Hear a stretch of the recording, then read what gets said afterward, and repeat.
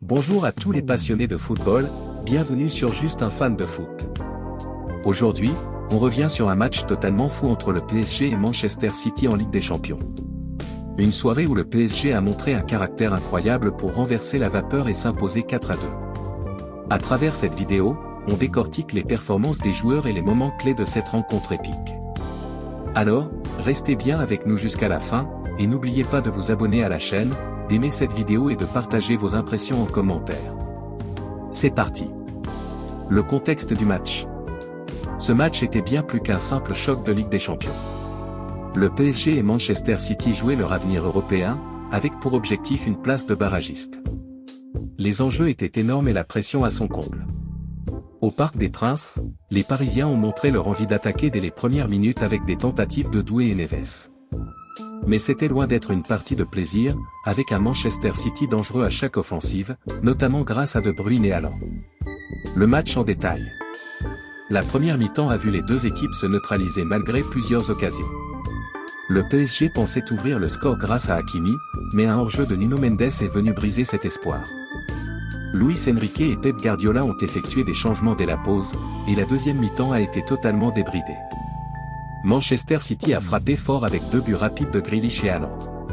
Mais le PSG a montré un mental à toute épreuve, revenant au score grâce à Dembélé et Barcola avant que Neves, homme du match, et Ramos ne scellent cette victoire. Les performances des joueurs. Passons maintenant aux notes des joueurs, et on commence avec le gardien. Donnarumma 5 sur 10, il n'a pas été sursollicité en première période, mais a rempli le contrat lorsqu'on a fait appel à lui. Son match commence avec cette première intervention sur une tentative de De Bruyne, sur laquelle il bouge bien son angle, 12e, et encore devant Savino, 39e, lorsqu'il gagne son duel avec autorité. Puis son début de seconde période a viré au cauchemar, un but de Grealish sur lequel il est totalement abandonné par sa défense, 50e, puis un second dans le même schéma, sur lequel il est proche de l'exploit, où Haaland n'a plus qu'à pousser le ballon au fond des filets. Des sorties rassurantes sur coups de pieds arrêtés. Hakimi 5,5 sur 10, une prestation globalement sérieuse, dans le prolongement de ses dernières sorties en C1.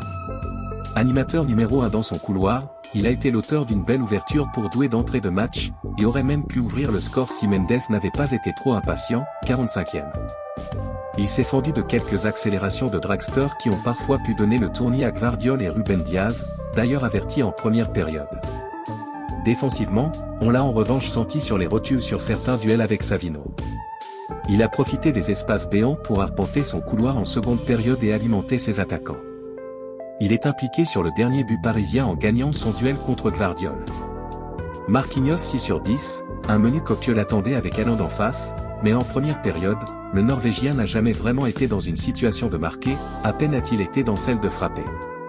Souverain dans sa zone, le Brésilien a également repoussé plusieurs ballons chauds sur coups de pieds arrêtés, ou centre. C'est lui qui gêne Savino pour rattraper le retard d'Hakimi sur cette action, 39e. Difficile de le condamner sur les 2 buts de Manchester City, où il ne peut pas faire grand-chose de plus. Il a mis Haaland hors d'état de nuire en seconde période grâce à sa lecture souvent impeccable, et son intensité dans le pur duel. Du bon Marquinhos. William Pacho, 6 sur 10, une belle prestation pour le défenseur qui a su gérer la profondeur et éteindre les offensives de Manchester City. Nuno Mendes 5 sur 10, alternant le bon et le moins bon, il a parfois été pris de vitesse, mais il a aussi apporté offensivement. Vitinha 5 sur 10, il flaire le mauvais renvoi de la défense des Mancuniens, mais voit sa frappe flirter avec le poteau d'Ederson, 25e. Il a en revanche donné la sensation d'être souvent loin du ballon et des actions de Manchester City jusqu'à la 50e minute de jeu, puis son émergence a coïncidé avec le réveil parisien. Souvent neutre avec ballon jusqu'ici, il a été l'auteur de plusieurs petits bonbons, comme sur ce centre déposé pour Neves sur le 3e but. Joao Neves 8,5 sur 10, l'homme du match. Son match se boit sans soif, et il est logiquement notre homme du match. Tellement important par ses orientations, ses compensations, ses récupérations, le Portugais a aussi régalé dans les petits espaces et en initiant de nombreuses situations parisiennes au retour des vestiaires. On ne compte même plus les décalages qu'il a pu créer, ni les passes clés émanant de ses pieds. Même avec son 1m74, il a su dominer son vis-à-vis dans les duels.